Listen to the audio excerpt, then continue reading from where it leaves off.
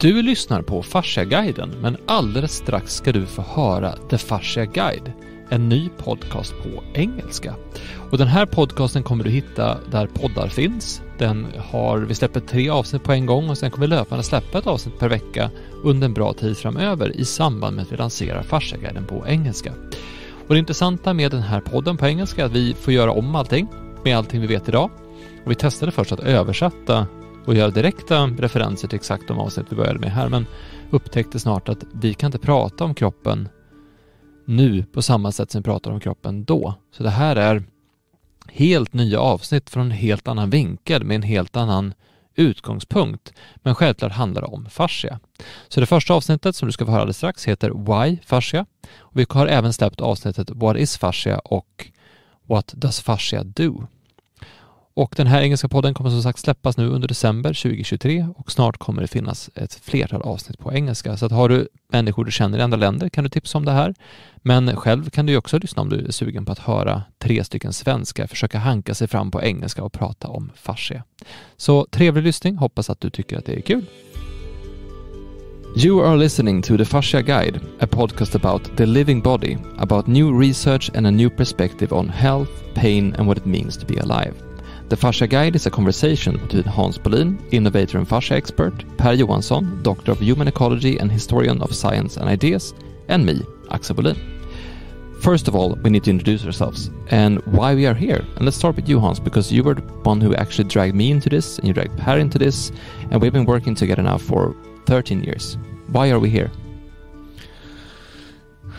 The thing we started to do, I started to treat people with just looking at the balance and posture, because it's all in the textbooks. If you look at manual treatment textbook, it's about balance and posture.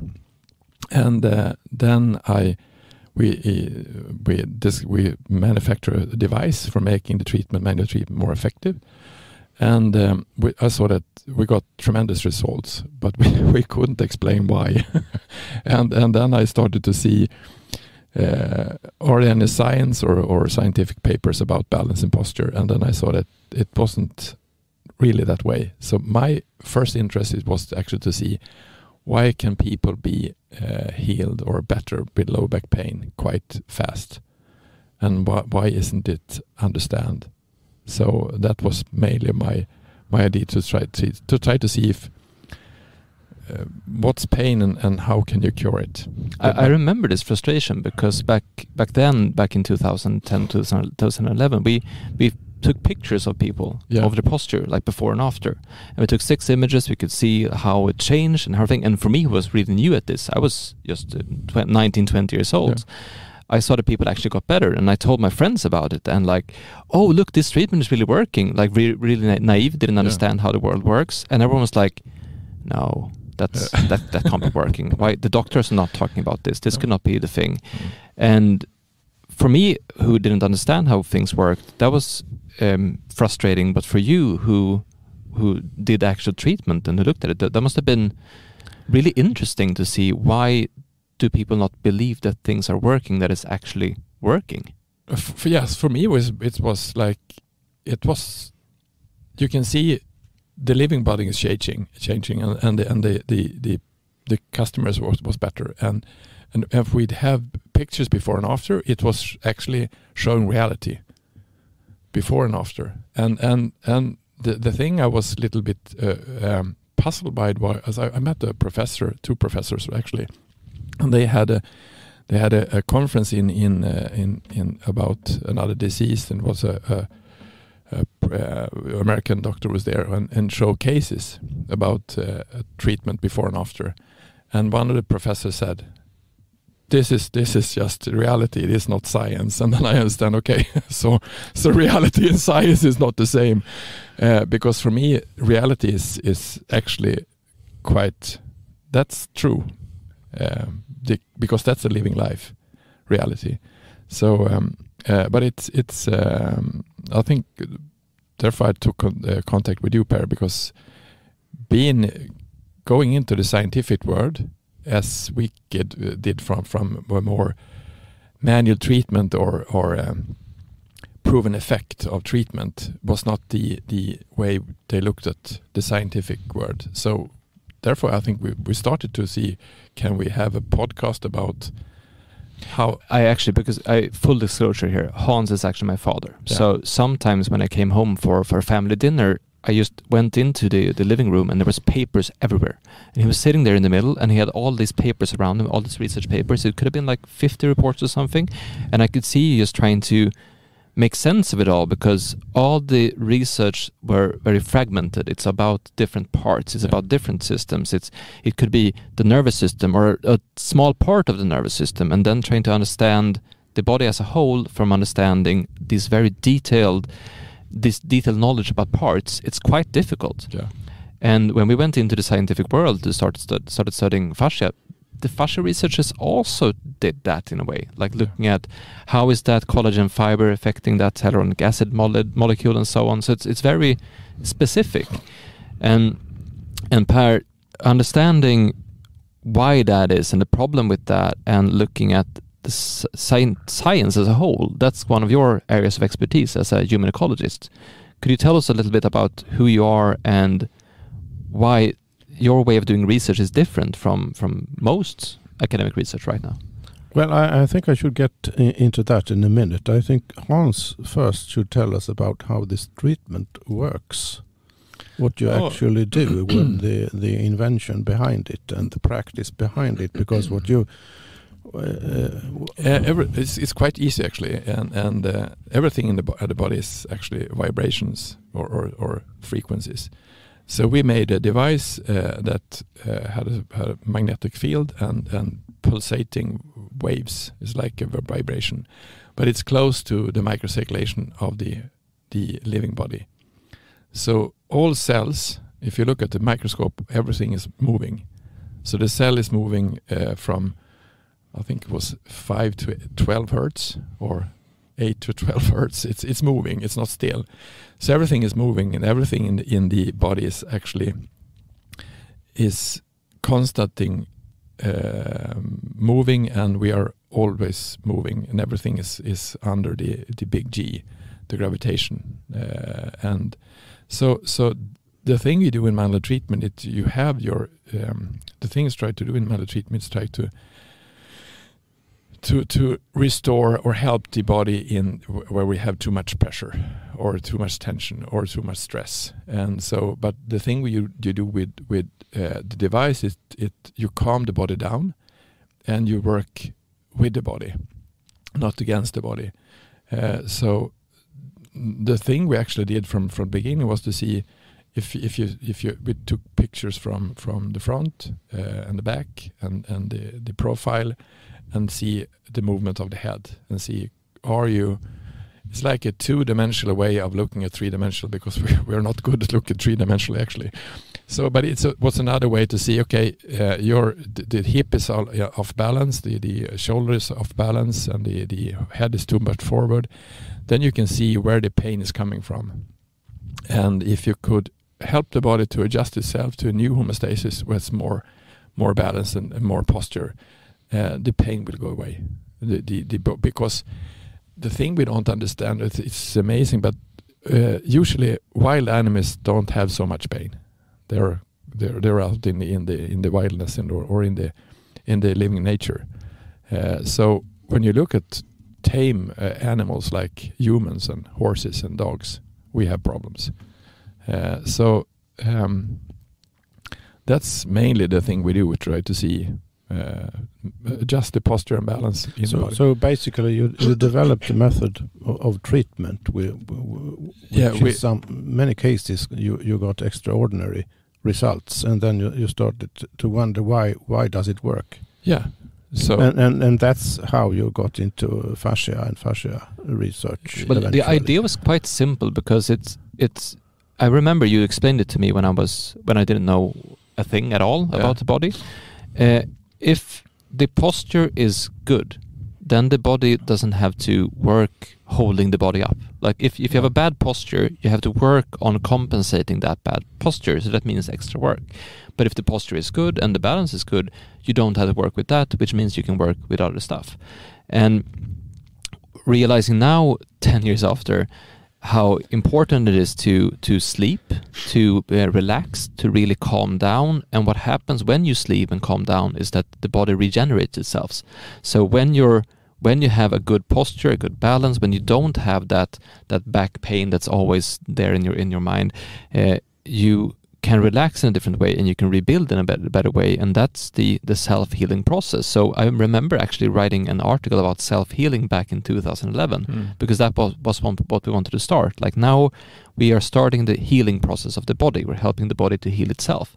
And I remember one of the first articles that you actually showed me that I wrote about was the fluid flow.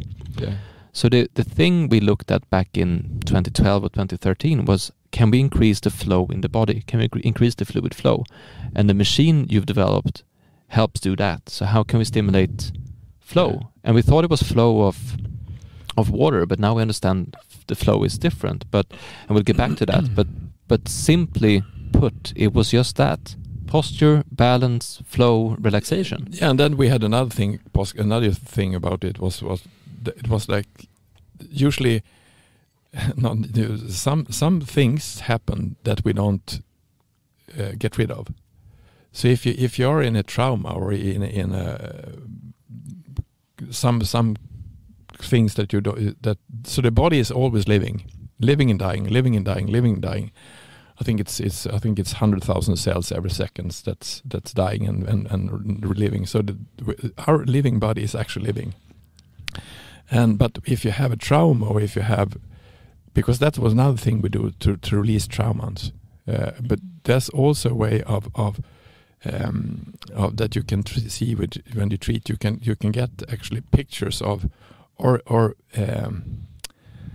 assumptions of things that they have gone through, the people you're treating. And James Oschman, one of the guys in electric medicine, he said that the thing that's in the fascia that actually most people some people working in body treatment, they got assumptions of memories in the body.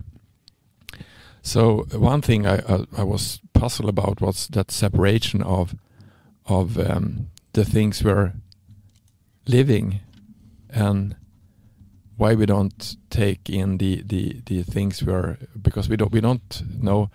If you're in a trauma, that has nothing with the body to do, but the body is everything. So why is trauma not interesting, or why is life not interesting to see when you look at the body from a mechanic or like doctors look at the body? You have a doctor look at the body, and you have a therapist look at it, but then you have another physician look at the mind. But why do you separate the body and the mind? That was a thing that I was a little bit puzzled about. And we should add that in Sweden, manual therapy is not a high status profession. So it's not like people came from the healthcare system to us. No.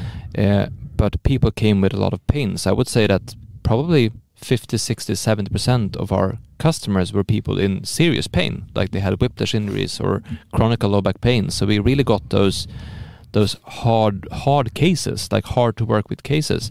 And a lot of them were whiplash injuries. And when you have a whiplash injury, you have the trauma. So that the question of how does trauma work, is the trauma stored in the body? How does a whiplash affect the whole body, and why is it not healing sometimes, and why is it healing sometimes? That was questions we had really early on. But there was also a frustration, because I remember you had first sketch of a whiplash center, like an idea for a whiplash center back in 2012, and we presented it to insurance companies, we presented it to medical doctors, we presented it to all kinds of people, saying, hey, this is really something we should look into. But because it has worked, we have these cases showing it works. Can we do some new research on it? Can we do some healthcare process about it? But they were not really interested. And I was young, I was naive, and I was interested in why are they not interested?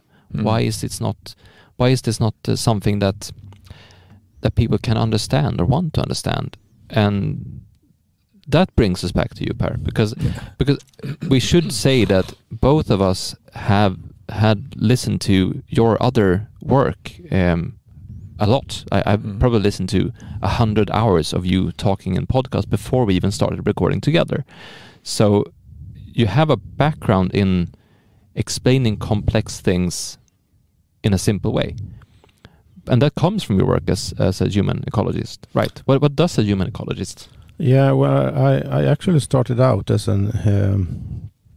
I became educated in the history of science and ideas, and the reason I was interested in that was actually what is in philosophy called the mind-body problem, which stems from the French 17th century philosopher René Descartes, who postulated that there was a radical separation between the mind and the body, and the mind lived in its world and the body lives in the physical world, and never the twain shall meet.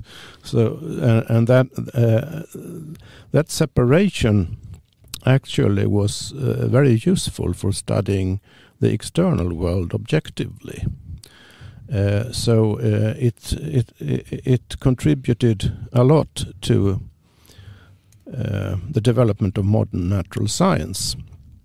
The philosophical problem, however, was that in our human experience, we don't experience this separation.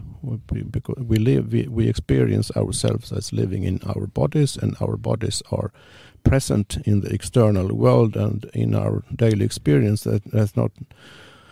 there's really no discernible difference between what is labeled the outside and the inside, if you stop to think about it for a few minutes.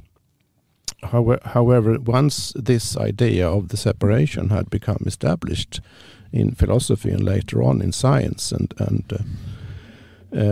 you get this mind-body problem. So that's why I started to study the history of science and the history of ideas, because I very early on thought that this is a really stupid idea. So how could, philosophically speaking and experientially speaking, it so obviously goes against reality. So I put myself the question: how on earth can such well, to be blunt, wrong-headed idea establish itself at all? Because it has established itself. It's become institutionalized in the Western world so completely that it's almost impossible to even think about mind and body being intimately connected all the time. So I won't go in. We will have a reason to come back to that theme later on. As for human ecology, I got wind of a new discipline established at Lund University in the south of Sweden in the early 90s. There was a new professor in the subject of human ecology, which was a new subject, new discipline at Lund University. And I thought, this sounds quite interesting, because it was an interdisciplinary subject concerned with the relationship of human beings to nature, and humans. What's the relationship between human societies and nature? What is the relationship between how we think about ourselves and how we think about nature? And so there was quite an overlap with my earlier interest in the history of ideas and the history of science. And I also have, on a more personal level, a really deep interest in biology, evolution, and living organisms. So I became involved in this new discipline, human ecology, and I started teaching at the Institution of Human Ecology in Lund, and I also eventually wrote a PhD. And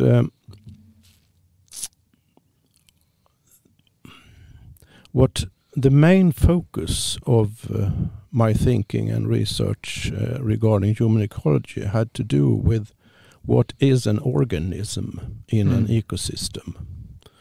And I think that question is quite analogous to what is a human being in society, because you can view society as an ecosystem as well, and you can society obviously exists within nature. So that just as there is no real separation between the inner world and the outer world, between mind and body, there's no real separation between society and nature either.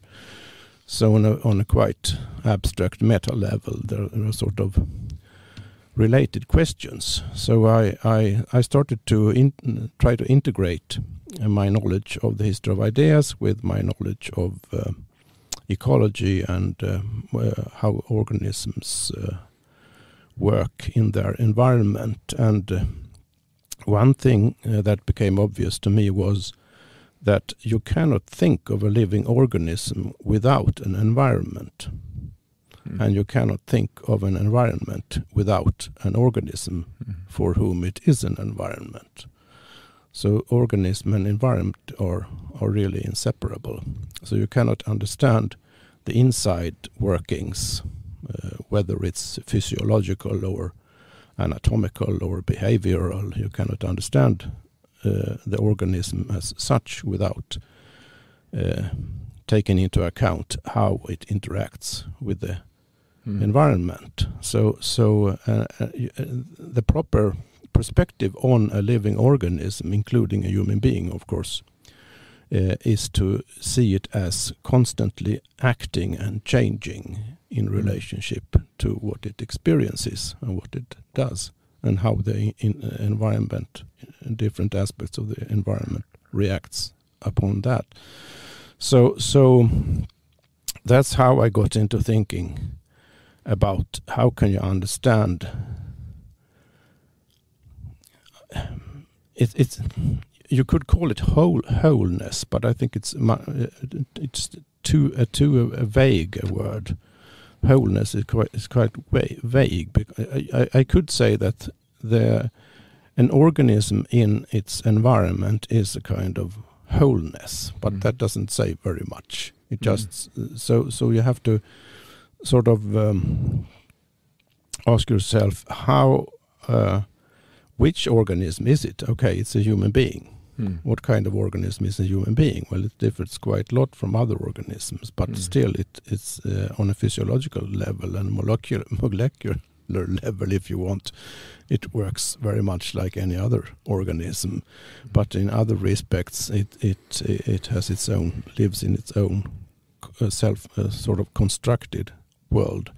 So, this is getting perhaps a little long-winded, but one more point, which makes human ecology and the history of ideas relevant in relation to one another, is that the way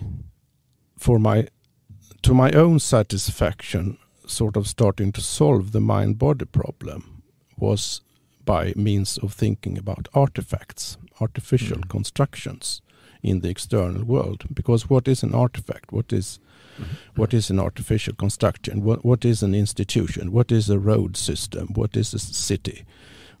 And anything that humans have made started out as an idea inside the brain or thinking of one or more people.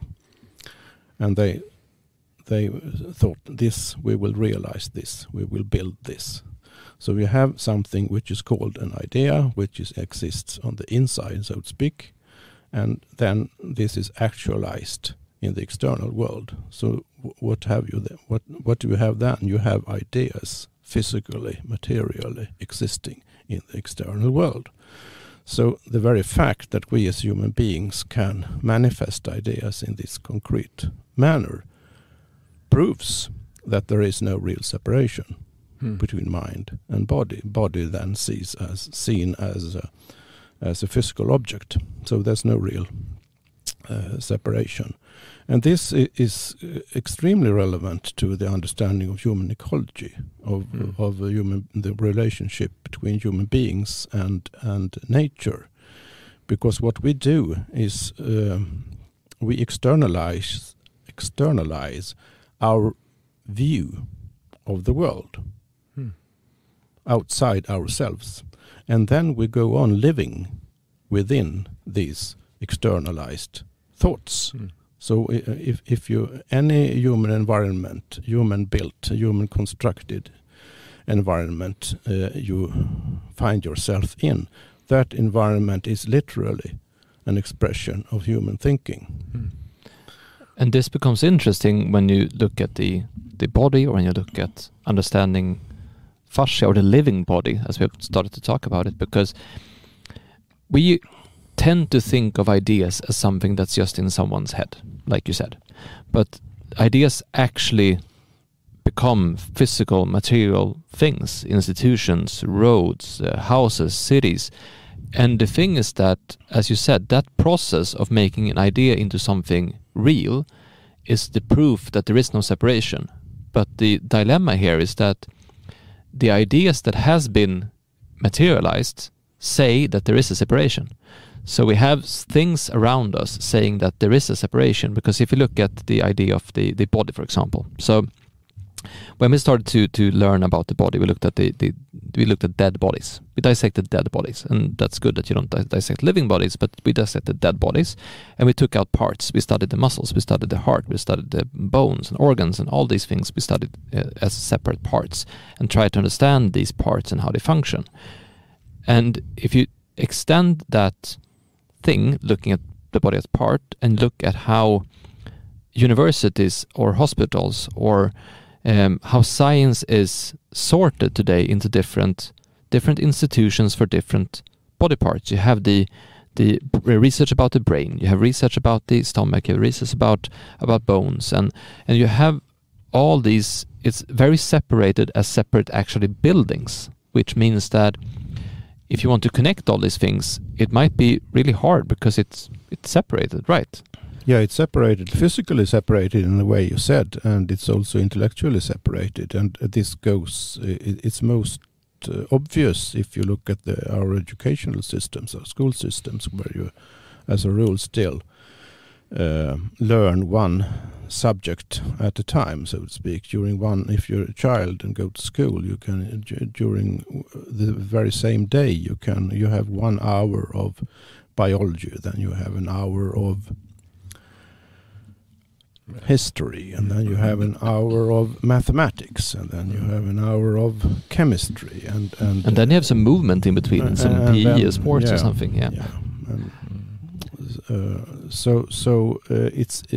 It becomes ingrained in us very early on that things are to be thought of as separated from one another. So this means that no one. It becomes, well, one consequence is that it becomes quite troublesome and to try to think it together again.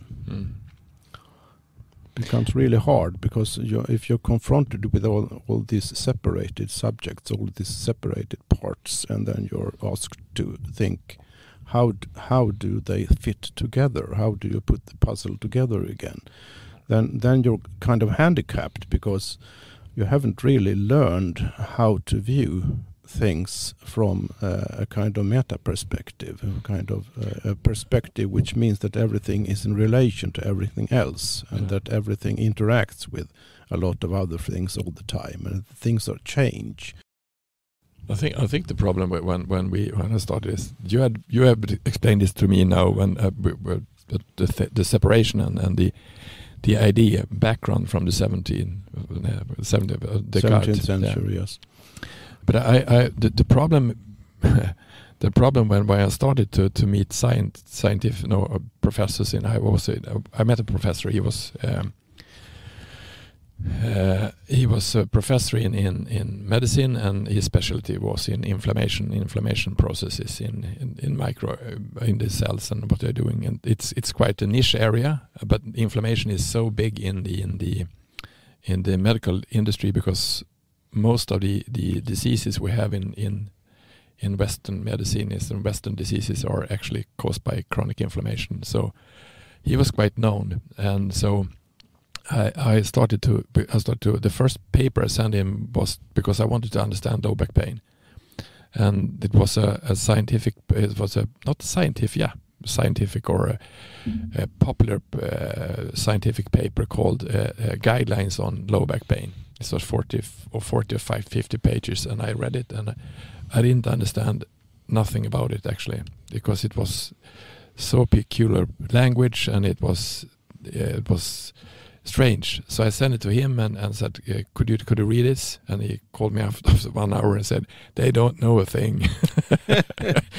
So then we started to see, and he said that we must go and see, because then it was a documentary in German. It was 2015, a German documentary called a new perspective on low back pain. And Ryggenschmerzen on German, and the Bindegeväven, as you know, it's the German. It wasn't German, but we sort of translated it into English. And so in that movie, it was a research center in Ulm, and one was interview was Heikki Jäger. She was a doctor in Ulm. So Carl Arthur said to me, "We must go to Ulm." I was like, okay. Must we go? Yeah, we go to Ulm, because if you meet the people behind them, then you are five years ahead, because it takes so much time to publish papers. So it's better to interview them. So he wrote an email to Ulm and said, "We are coming down." And I said, "Okay." so they actually, we seen her at the movie, and she was like, "Who are you? What are you doing here?" And I said, "We must understand the fascia." And she took one day and got through all the different area of connected tissue, and how we could understand different living beings on the planet, and how they usually try to adjust to the way they are living, or what they are doing. And I said the body is quite old, so it doesn't. We think it's like a question and do many things, but she said actually it just lives. It's everything is on automatic. So the autonomic nervous system do most of the things, and then you have some species that have different kinds of things that we don't have, like humans. Like you have bears, they go to sleep, and they sleep for a couple of months, and they wake up and they are fluid. They are not stiff, and we can't sleep because then we are stiff. So she explained and how the connective tissue and the fascia and different kind of elements is actually adjusted by different species. And she said that the body is quite easy. The fascia is helping with to protect the body, to heal the body in different areas, and it's quite easy. So that started to see. Then I met different kinds of, and she was broad-minded, and then we met some people here in Stockholm, and they were in Uppsala. It was pain. I was sitting down with 3 professors and discussing pain, and showed them fascia and the fascia suit, and they were like, "What is this?" Because they haven't seen it before. And I said, everything is fascia. Everything is interconnected, and I think it's like a 3D-dimensional,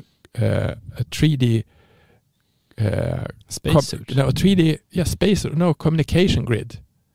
3D communication grid, and they like lighting up. Yes, maybe communication grid. So because it's a whole different perspective. The thing when we took contact with you was to see, why is this so hard to understand? And I think you explained to me quite easily, as you explained, because it's actually built in the system. they are not connected. They're not interconnected, and therefore it was so hard to me to understand. But because I explained to one also a pain doctor, the posture and the different posture and balance, and said, no, this is not science. But why not? Because it's if you take the whole picture of our body, posture and balance, is an orthopedian or is this a nerve end? Because you see the whole body, and they just see different parts. They see the lungs, they see the heart, they see the muscle, they see the joints. They don't look at the whole body, and that was actually a interesting thing for me to why is it, and how long has it's been like that? I think it's also time to just mention the fact that we are in Sweden. Yeah. So we are 3 Swedes. We've grown up in Sweden, and we're working within the Sweden system. And just to let you know, who might not be in Sweden, what Sweden is and how Sweden is. So what's special with Sweden is there was a study showing the traditional versus secular rational values, and then survival versus self-expression values, like on a scale. And you have Catholic Europe in the middle somewhere, and then you have African Islamic countries to the lower left, and you have some very traditional countries in South America and so on. But Sweden is on the top right in the whole world. So this is the most rational, secular, self-expression country in the world. Very extreme when it comes to the rational ideas of the Western society. Like Sweden is an extreme case. So when we're saying that we can see how these ideas actually are in the fabric of our society, it's not just something we're making up. This is actually, Sweden is very, very typical in this case. This is also a reason why Sweden it's a weird country in many ways. And you look at the population and the large companies or industries or innovations. If you look at big brands or big companies from Sweden, you have the Spotify, the Klarnas, the Ikeas, the Volvos. It's a lot of big companies that has been founded in Sweden. Why is that? Why is Sweden so different here? And when it comes to our way of looking at things, we should know that Sweden is a pharmaceutical company. Like if you look at the public companies that we have in Sweden, the by far largest one is a pharmaceutical company. I think it's twice the size of the next largest one. That's how big the pharmaceutical industry is in Sweden, and it's also the country with the Nobel Prize. So we are special in a way, in right, Per? If you want to understand this, like how the ideas have made themselves appear in society and affected our way of thinking and doing things. Well, you could say with only a slight exaggeration that there are 2 fields which are very highly, if you're speaking about knowledge, there are 2 fields which are very highly valued above all others in Sweden. One is engineering and the other is hard science. Hard science then meaning specialized, for example, molecular biology or something. So or brain research and whatnot. Sweden is very accomplished in several areas of engineering, science, digital technologies, molecular biology. In other words, fields in which you specialize in conceptually understanding and studying the world viewed as external to experience. And this means that Swedish companies have been very good at in invention and creating new technologies. It has been that way for a couple of hundred years at least, and as you said, the pharmaceutical industry is very dominant. Also, the network and mobile industry is quite large. And why this is interesting is that this has profoundly affected the way we are thinking of things, and that's the parallel that I don't hear people making as often, is that how a culture is, how a society is, actually affects the way we're thinking. Because what we have seen throughout years, because now Hans, you've been treating people for 13 years, and we build up companies with a lot of clinics that we have. So right now we're probably treating thousands of people every month, or every week perhaps. And what we're seeing is that people have an interesting way of looking at their body. Like here, I don't know if it's the same where you are, you listen to this, but we have a way of looking at the body as an object, as something that is not really part of us. It's like my body is like a thing I'm having. And then when something happens, it's like a bike. So my body is like a bike, and when something happens, like I get a puncture on the tire or something, I go to a mechanic who fixes it. And that's how we look at things. And it's affected the way we look at food. We're thinking of food as gasoline that we're filling our tank with. So we have food that's gonna fill our tank, and we need the energy, and then we're consuming the energy. We're not thinking that the food actually is part of our ecosystem, or the actual building blocks that's building up our own body. We don't look at nutrition, we look at calories. So our whole way of looking at the body and what we're doing is like the body is a machine. And when you look at the Western way of looking at nature, of the world, of science, we tend to think as the world as mechanic, or as the body as a machine, and this affects. But you have experiences of this, like people have come to you who actually thinks of their body as a thing. Yes, many different cases, but the thing they actually say that it's. I met one last week. She actually wrote me, and we had a opening in Linköping, a new clinic we had there. And she was writing to me, and she wanted to come to me in Stockholm, and said, I go to Linköping. I meet you there and she said that I want to have an diagnose of all my problems. Okay, so and then she wrote me a paper of two pages and what her background was, and I met her, and she said, "Yeah, I'm fine. My body isn't fine, but I do everything now. I've divorced. I do everything for my. I focus on doing my everything on myself." I said, "You're crazy. So you're totally nuts. But how can you say your body is screaming, 'I'm not fine,' and you say, 'I'm fine'?" so how do you do that? How can it come you don't see what you've been doing?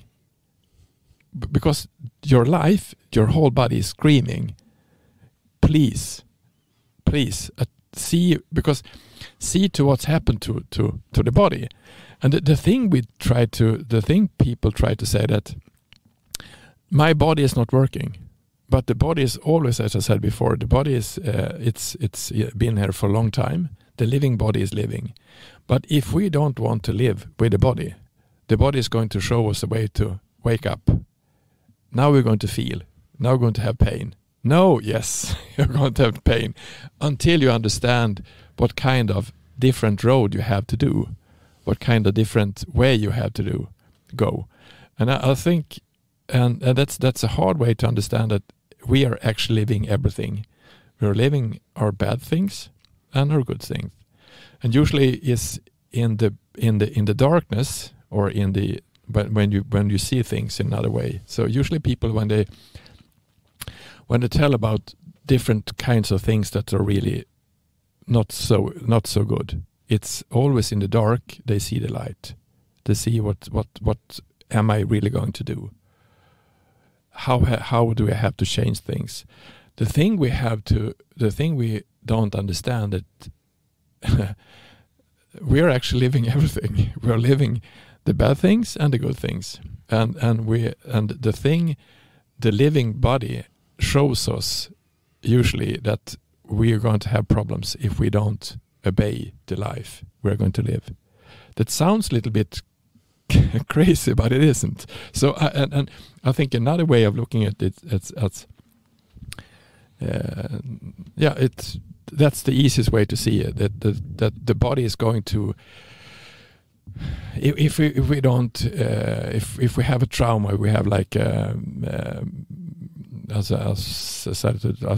we have I have an accident with a motorcycle, and I said that this was embarrassing, this was unnecessary, and I'm still in the embarrassing and unnecessary.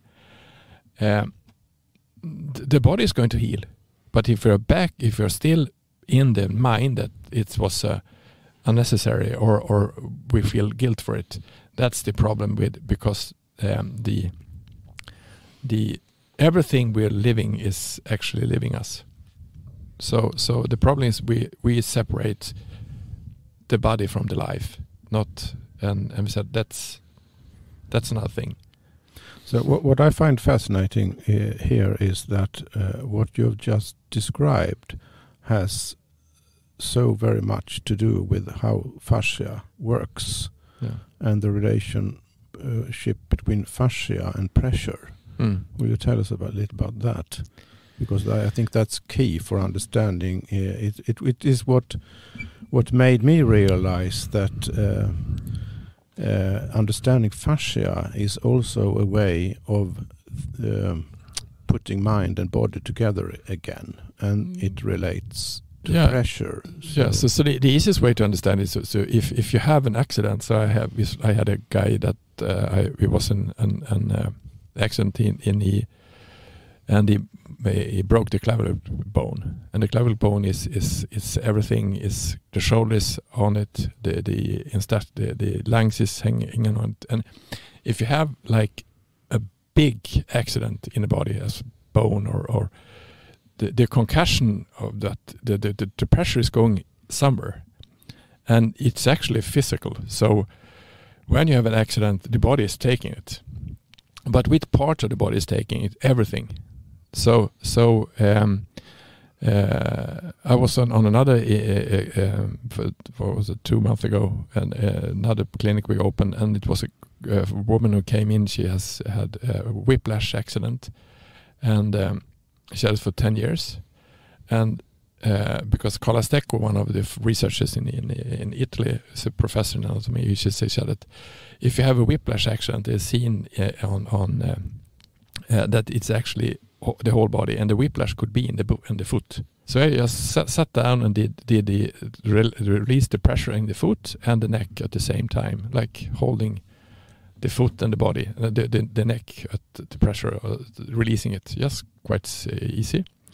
And it took about 5 minutes, and she started to cry. No, it's gone, because then the pressure was gone. And the problem we had, the pressure is the fascia is one of the big things the fascia is doing. Is we have the big G, we have gravitation, and the gravitation is in the cell, as Donna Lingberg shown in 1998 in the Architecture of Life, that even the cell has a skeleton called the microfibrillans of the cell. So the cell has a skeleton, but it's softer. So everything is going to be have pressure on it, and if you too much pressure, then you have too much pressure in the whole body. You have pressure in the liver, in the lungs, and everything is going to have the pressure. And I don't think we have actually developed to, because we have been in cars just for 100 years. So we haven't crashed so many times. So I think we haven't developed to the body is not really done for all the concussions we have, but maybe it's going to but that's the easiest way to understand the pressure. And the pressure. So that's pressure, externally applied pressure, so to speak. And you can have the same if you have. You can actually. Well, I was 19 when you asked me to join this. I was going to start a wellness company. And you needed someone to learn the internet. Yeah. And I was like, let's learn the internet. I had no interest in the body particularly, basically. But then I started writing articles about what you were doing with the research. I started looking at these pictures that we showed before and after. But for me, the breakthrough came when we went to the 2015 Fascia Research Congress in Washington, United States. And I started interviewing all the researchers and trying to understand different ways of explaining what they were doing, because what you must understand is that if you're a fascia researcher, you try to understand the whole body from the parts perspective, and you try to make definitions, and you try to decide if it's going to be a fascia line or a fascia field. And there was actually disputes within the research community back then on what you should call it. What is fascia? But when interviewing the researchers, I understood that there's a gap here between what they know and how they explain it. But one guy we met, Julian Baker, he said that the simplest way to understand the body is load and unload of pressure, which means that the body is made of handling pressure. The interesting thing about that was a couple of years after that, you invited Heikki Jäger to come to us in Stockholm. So in 2017, she was in Stockholm, and she held a 4-hour lecture of all the fascia research she had been looking at. And it was a long lecture. 4 hours of specialized fascia.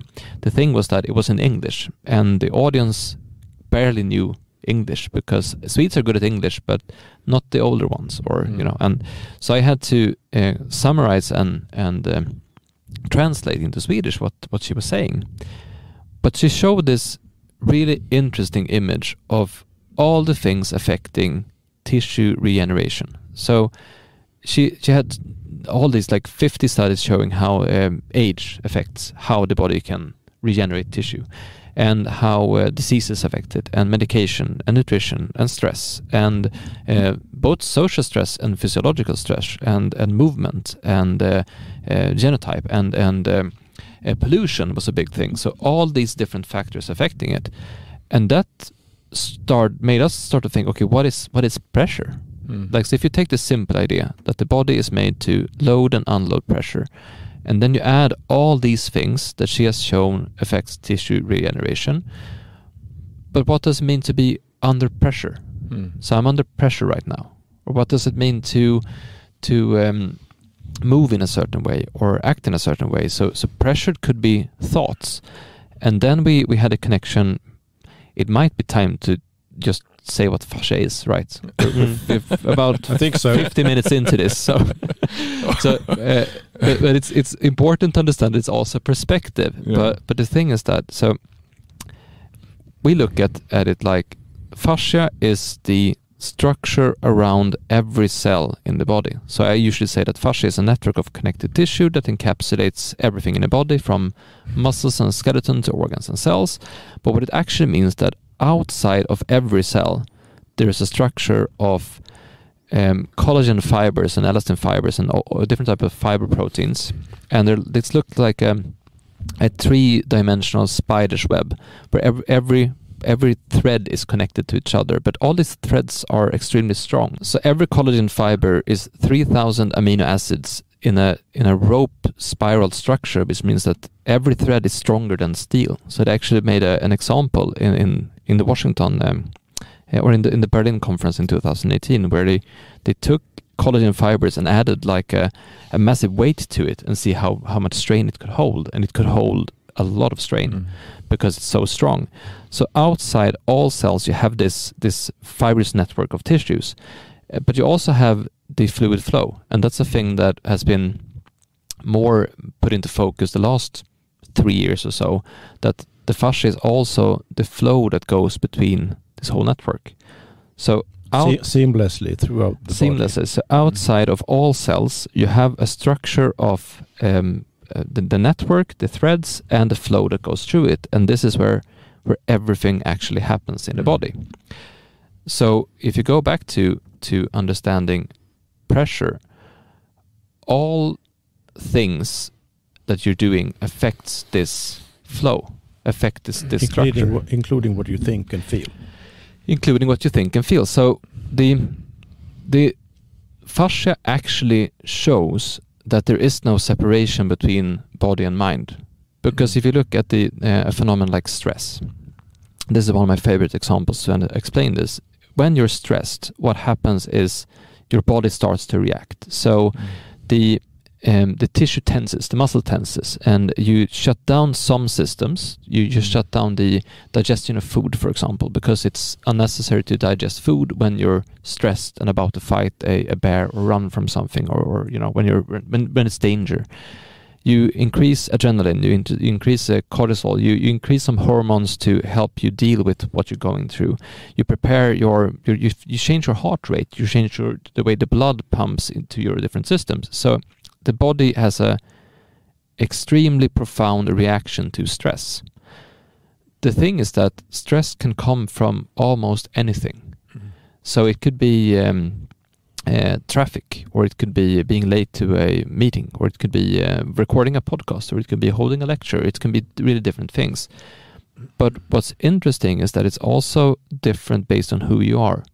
So I might be really comfortable doing a podcast, but another one might not be. Or I can be comfortable holding a lecture, but another one might not be. And I get frustrated in traffic, but another person is calm. Or I want to drive fast, and another one wants to drive slow. So all as individuals, how we react to stress is very, very different. And this shows, or this is one of the most tangible proofs that there is no disconnection, there is no separation between what we think, what we feel, and our physical body, because it's the same thing. And that's something that fascia research has shown that's really, really interesting and can have really interesting implications on how we understand the living body. Because another thing that's interesting with this is that this structure around every cell is constantly changing. So every time you move, it rebuilds. Every time you take a deep breath, you change the pacing of this flow, which rebuilds the structure around it. And if you, for example, have an injury, or you have too much pressure, or you've been in an accident, or you get hit by something, or you have some other thing disturbing this flow, you get tense, or there's a stoppage in the flow, or there's the threads stick together, or the area becomes inflamed, or something happens that doesn't make the circulation work as it should. And that's the pre-stage of all problems, illnesses, diseases. So by looking at it from a different perspective, from the other way around, you can see how does a living body work and what prohibits living body. And and that's the thing, if we started looking at the body like this, that could mean endless possibilities in understanding health, pain, lifestyle, what we can do to increase health, and so on. But the perspective on fascia is, as James Oshman, who is a guy who works with electric body and the body electrics, and the fascia is also conductor, as the water is leading electricity, and that's another perspective to see on the body too, to pressure and what's the body doing. The body is it's a living body, is an ecosystem. And the interesting thing, he had a picture of a woman who was bathing in. It's so nice to be in the water, and they said you have never left the water. You've always been in the water, because when we are embryos, we actually build in water. So when we look at fascia, and the connective tissue and everything is fluid. We are water. We're actually we're standing creatures, standing up, and we have water that's moving, outside water, inside water. So that's an interesting scene, because we are water inside, but it's dry outside. So I said to a woman she was training too much. She wanted to get healed, and I said, you have too much pressure because you have too much tension in your work, but I'm fine. No, you're stressed about your work. So she was on sick leave for 1 month, and I said, you must find another way of getting rid of the stress. But I want to move. Yes, but go to gymnastic in the water, because it's fascinating if you do movements in the water, because you don't build pressure, but you do move, and it's hard, but you don't build pressure. So movement in water is quite interesting, because it's like the body saying, yes, I feel this. It's the same. That's inside. So that's another way of actually not to build up pressure, to do movement in water. So perspective on fascia is it's really going to change everything in the scientific world, because one of the guys who was Neil Teese, who was that got fascia as a new organ in 2017. He's a liver patholog, and the thing he did was saw that he has a 3-dimensional microscope, and I saw that the liver had holes in it, and it had fluid. So and tried to see where is the fluid going? Is it so? He had a contrast on the fluid in the liver, and after a couple of seconds, the whole body was the same color. So we have no separation. It's just fluid. So to say it again, he put something in the body in one part, and saw after a few seconds that it was in the whole body. Yeah. So that's how connected the body is. Yeah. So everything is the collagen fibers and the skeleton and the ligaments and the muscles and everything, but everything is interconnecting. Everything has fluid. And I think on the same topic, it was a researcher called Carol Davis who made she summarized studies about scar tissue, and she showed that if you have a scar tissue, for example, on your arm, the fixes of the collagen, because when you have a scar tissue, you produce more collagen in that area, but that change in the whole structure of the body, like how the structure of the body is balanced, that has implications all over the body. So the whole network is actually connected. So if you look at one collagen fiber in the arm, that one is connected to the collagen fiber in the heel. It's connected all over. And if you move something in the arm, there will be a movement in the feet as well, but it's very, very, very subtle. So you don't necessarily feel it, but it's actually that connected. Okay. And when we barely stop to think about like how connected we are on the inside, and there was actually one topic we studied a while back called interoception, where we actually have a nervous system on the inside just made for feeling different parts of the body, like feeling different organs, feeling different things inside of us. So we're much more connected and sensitive than we have learned, than we have realized growing up. So if we are this connective and this sensitive, and the body is connecting in all these ways, why is it so hard for us to understand that we are one connected being? Well, I think that one main reason is that we are not educated to think in terms of experience and in terms of relationships, in terms of interconnections, in terms of ecological relations. If you view the body, the living body, as a kind of ecosystem, and this if you can call it an internal ecosystem, this internal ecosystem is connected to the external ecosystem in various ways, and the living body is always responding to things occurring inside and outside. And one of the organs in the body that is very much involved in this is fascia, which is what it makes it so interesting for understanding the living body as a whole, not only as such, but also in relation to the environment. But our usual way of thinking is not in terms of living entities interacting and changing we are used to think in terms of concepts, that is intellectual constructions and well-defined concepts. So we are thinking intellectually about things, and then we try to apply these intellectual theories and constructions in relation to the living body, which doesn't really care about concepts at all. So that's one main reason. It sounds quite abstract, but I think we can make this clearer as we continue to discuss these subjects, because there's a history behind it. We are used to thinking analytically in terms of concepts. We are not used to think in terms of our experience. But then someone might say, well, can we not just think differently then? Can we just not think of it in a different way? Well, that's a good starting point. That's what we have to do. Each one of us has to learn to think differently about things. We have to think in terms of living relationships and living interconnections. So and that you can do that as an individual. You can do that. It will take you some time, depending on how indoctrinated in the usual ways of thinking you are. But it will take some work and time. It's not easy, but it's absolutely possible for you as an individual to literally change your mind.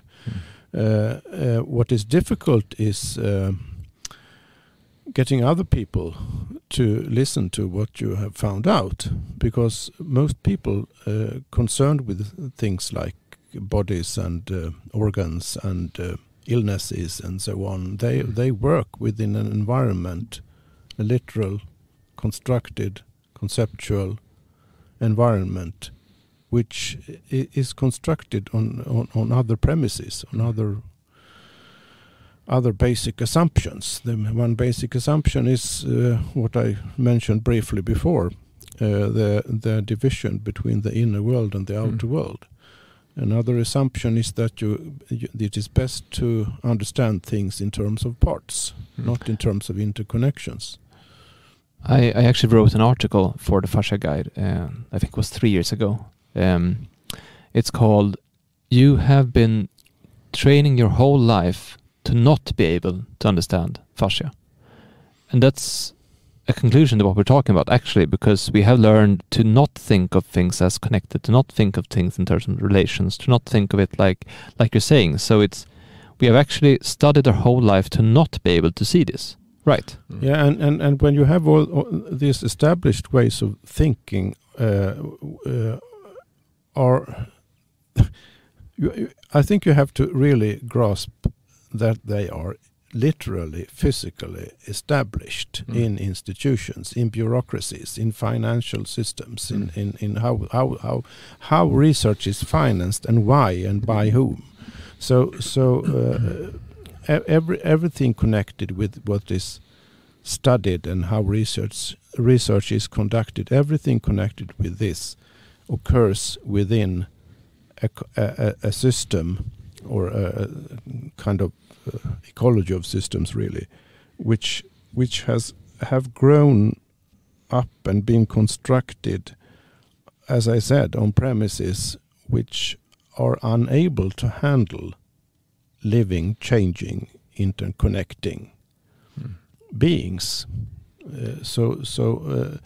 And if you confront persons working within this system with this different kind of perspective, they might, as individuals, they might say, having thought about it a bit, that's really interesting. I think you've got a point there. But in their function in the system, it will be quite hard, if not impossible, for them to start to do things in terms of this different perspective, because the institutions aren't adapted for handling it. So that's I think is one main reason for why it is so difficult to establish a new or quite different kind of perspective on familiar things.